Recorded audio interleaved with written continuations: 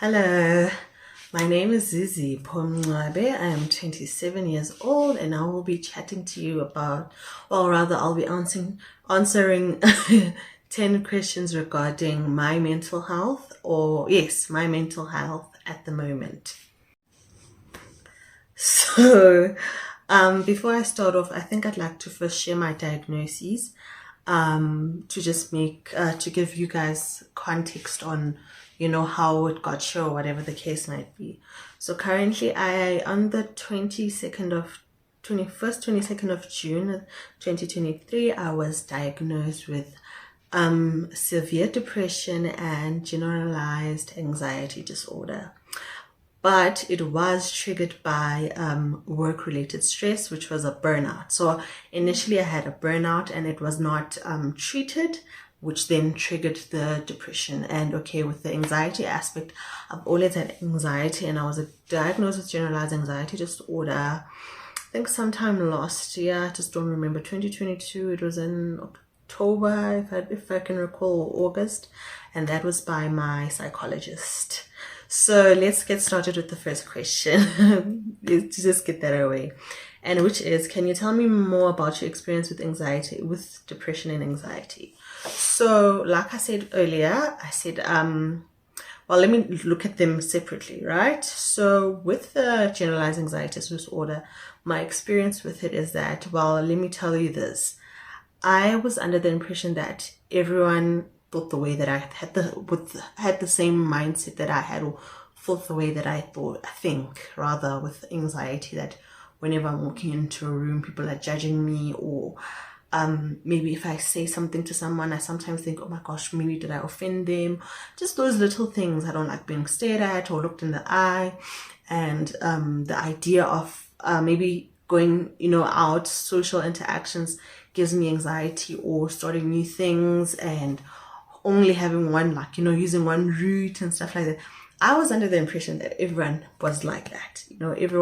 Whenever anyone walks into a room, they just, think everyone's talking about them in their head internally, or overthinking. I always used to just think, I'm just overthinking things and this is perfectly normal, till I got my diagnosis and I was like, okay, I find that it's not really actually normal. And well, when I have would get extreme anxiety, I'm not the panic attack type, but rather palpitations. So my heart would beat very, very, very, very fast. And that would just be for that moment. And especially within the space that I work in, I'm not going to say work, but it tends to be intense at times. So it would be heart palpitations, sorry. And then when it comes to the depression aspect, how has my experience been with it? Honestly, when it comes to something like depression, it is, for me at first, let me just say, it was hard to believe, but it is a journey. That's the only thing I can say, is that, and it is a very dark space. And people, would think that, well, apparently I'm described as a very bubbly person. So it was very shocking when people found out that I have been, diagnosed and being admitted to a psychiatric hospital because of, depression. One wouldn't think that. But it is, the best way to describe it is it's a dark cloud, and I always say I'm a prisoner of my bed. I literally became a prisoner of my bedroom if I'm not at work, of my bed. And what else? Well, when it comes to, before getting diagnosed, I used to find myself crying a lot, especially when I drive home from work, and I'd be leaving work and I'm literally on William Nicole or Santon Drive, and just tears would roll down my face, and I'd cry also a lot on Sundays, and my mom really started getting really concerned. So yeah, that is my experience with depression. I never had suicidal thoughts, but rather I'd say that the idea of death became something that seemed peaceful for me. That's my best description of it.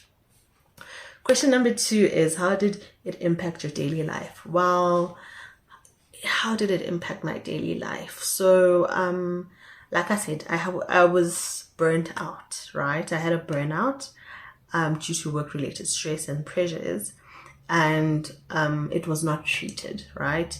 So it started impacting my daily life in a sense that I was very overwhelmed. I couldn't, really concentrate much, and still can't.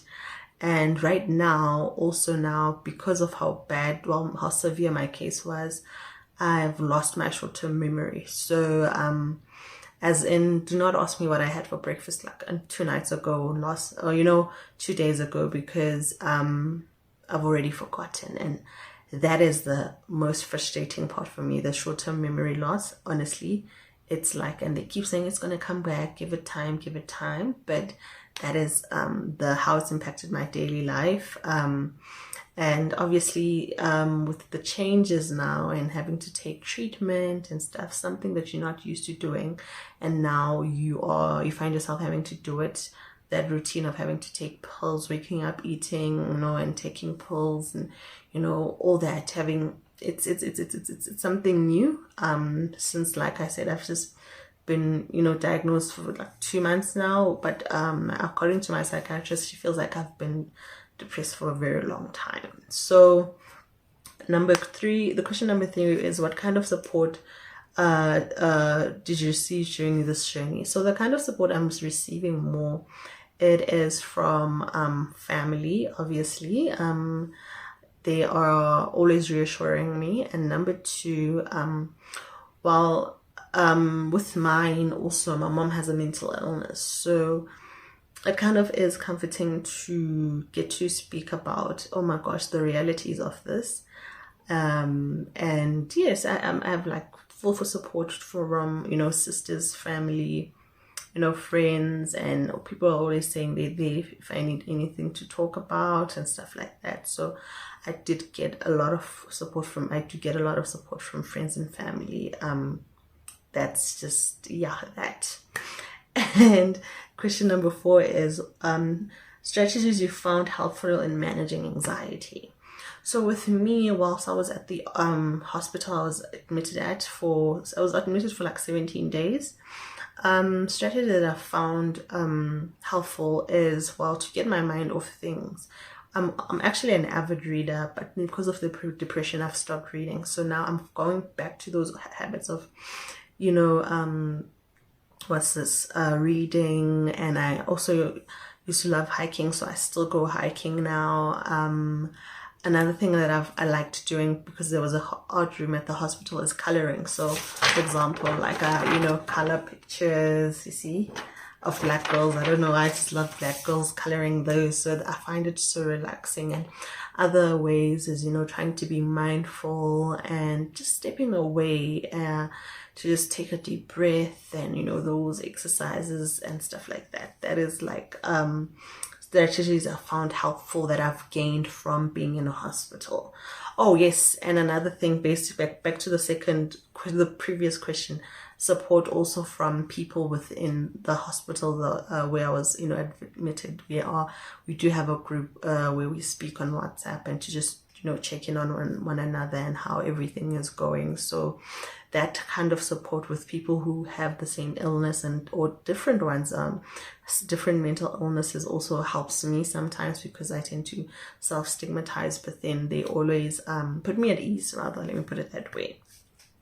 So question number 5 is, have you sought professional help, and what was this experience like? Yes, my professional help. Well, initially I had started seeing a psychologist since 2021, but that was to address childhood traumas. And then while leading to the psychiatric hospital admission, like I said, I first went to a GP because I had a bad headache on the left side of my brain. This is the part that impacts our mood, and the frontal part impacts our decision making.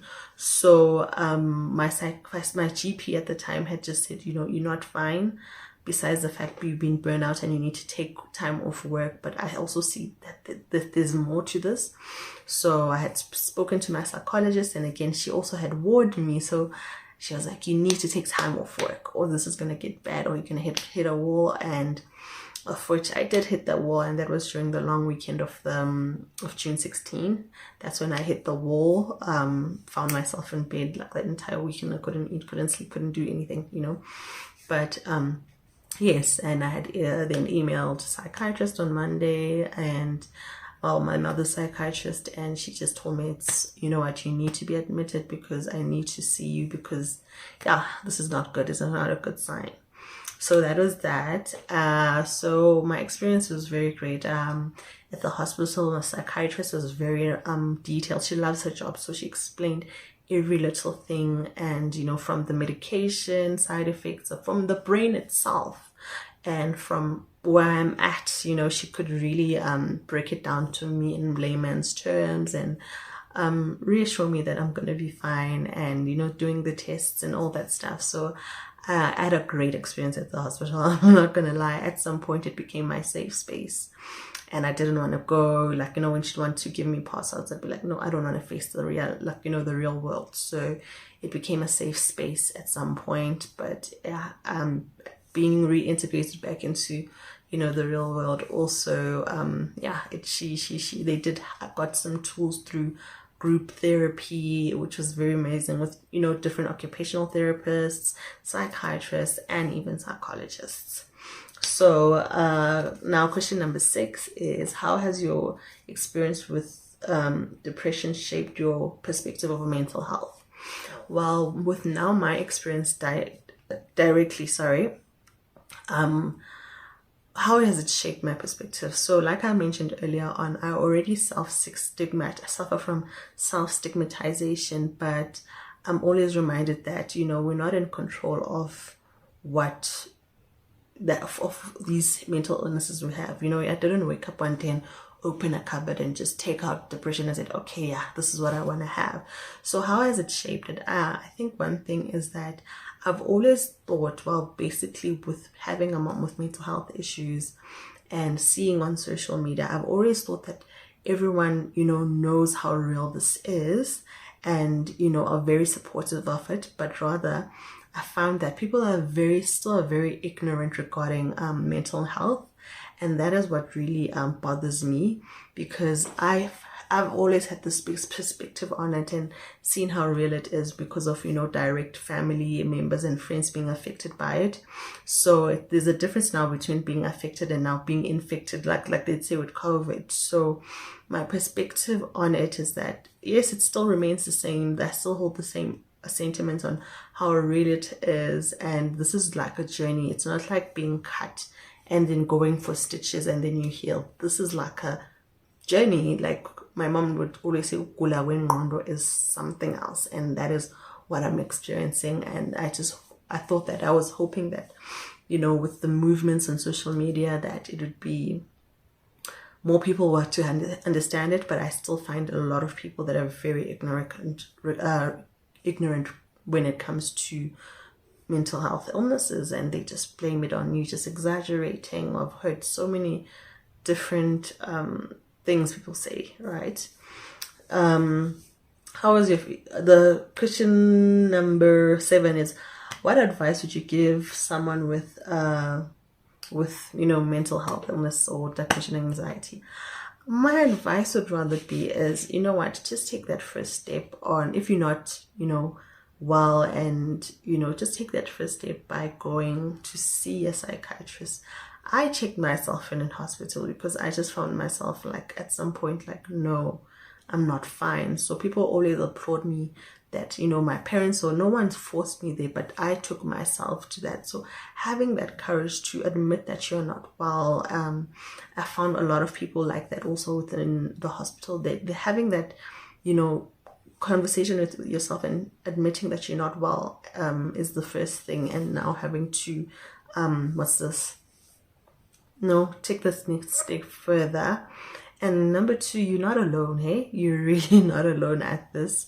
You're really, really, really not alone. So and another thing I'd say is also just do more research, maybe to kind of understand, you know, where you're at. Also, if maybe you don't understand, to understand what it is about, rather, when we speak about the journey, and like I said, it's not like just getting stitches and leaving. It's not like you have the flu, but rather this is a journey of healing, and having to, go, like I said, within the hospitals, working with a psychologist and a psychiatrist at this, simultaneously, always having that and getting to speak about your feelings and stuff like that.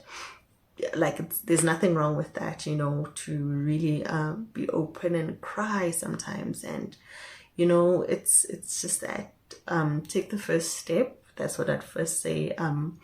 And speak out when you're not fine, because we don't want it to end up, suicidal and stuff like that. Just before that, I think we can, still not prevent, but stop it from getting there. Next question is, how do I manage now with it? Like I said, I've gone back to hiking. I used to love hiking, so I've committed to try going hiking twice a month. Coloring, like I said, gone back to reading, and I've started a new hobby, which is scrapbooking. So it's very, very, I enjoy it. But again, like I said, it's not easy still coming out of it on weekends. I always say it's still not easy, but it is what it is sometimes. But I always say that, I always think of my favorite poet when he explains it as a deity, like a jealous god, and you submitting to it, because sometimes you just find yourself like you just, the lack of motivation that comes with it is just like, dear Lord, I'm not gonna lie, that is the hard part. So, trying to push yourself sometimes, and it's hard. It's really hard, because I guess, I've been out of hospital for a month, so I'm also not going to be hard on myself. But yes, and with the short-term memory loss, I try writing things down, and also I've lost, my concentration span. So I take a lot of breaks in between work, or I get agitated a lot. So whenever I'm agitated, I'm very irritable. I just walk away from the desk. Sometimes I just need a breath of fresh air rather. Yes. And number 9 is helpful. Did you see having any helpful resources or books that you've got? Well, when I was admitted, I did get the booklet of the, hospital I'm in, and it explained everything. So it started off with explaining what burnout is, because I really did not know what burnout is. I really thought it was something light. But it kind of, unpacked what it is, and if not treated, where it's going to lead to, which is depression and anxiety. And explained what bipolar disorder is, ADHD. I got a lot of, information from that book. And like I said, my psychiatrist also really provided information. And again, with group therapy, with, psychologists and all these occupational therapists, they also gave us a lot of handouts to read on different things like, manipulation, gaslighting, everything. Dysfunctional families and how mental health affects that, all these different things. I learned so much rather in hospital. All the resources I got through group therapy, which I was like attending really, and it was really helping me with, also relating to other people. And then number 10 is, how do I cope with stress and anxiety in the workplace? So right now, that is my hardest challenge at the moment, because it's a matter of now having to unlearn what you were doing before you got to the hospital. So how do I manage with the stress? Well, the anxiety treatment is helping me to keep me calm from it, but I'm going to be weaned off it soon. I'm so worried, because it really keeps me calm. It like numbs my feelings. But now I think I just do the best that I can. I always say I just do the best that I can. I don't go over and beyond and, pour out too much.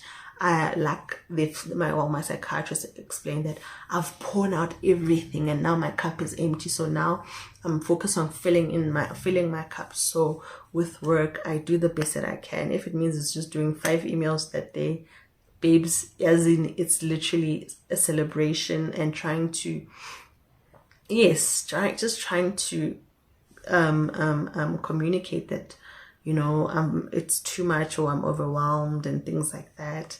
That's how I really manage, but it's something really hard to unlearn because, like I said, it's these little things like, you know, taking your lunch at your desk. No, stop. I've stopped that. I have to take lunch somewhere else. I want to go out. I want to go to the canteen. You know, those little things that I am still unlearning, so that, you know, with coping rather in the workplace and stresses, and I don't allow things to stress me. So with reading, it kind of makes me escape and not think of the stresses during the weekend, because when I'm at home, sometimes I think of it and then I'm like, flip, I could have said this to this person, I could have done this and that. So yes, that's how it is. So yes, that is what it is, my experience. My name is Zizipho Mncwabe, 27 years old, and I have depression and generalized anxiety, which was triggered by a burnout. And yes, I've been out of hospital for now just over a month, living with it, and I hope this has become very informative for whoever is watching, and I hope if whoever is watching really does get the help that they need, or has learned something from my experience, or rather my journey. I'm gonna be on medication for the next 6 to 12 months maybe, and I'm taking it, you know, day by day, and having also those side effects, but it is what it is. Thank you very much for watching. Bye.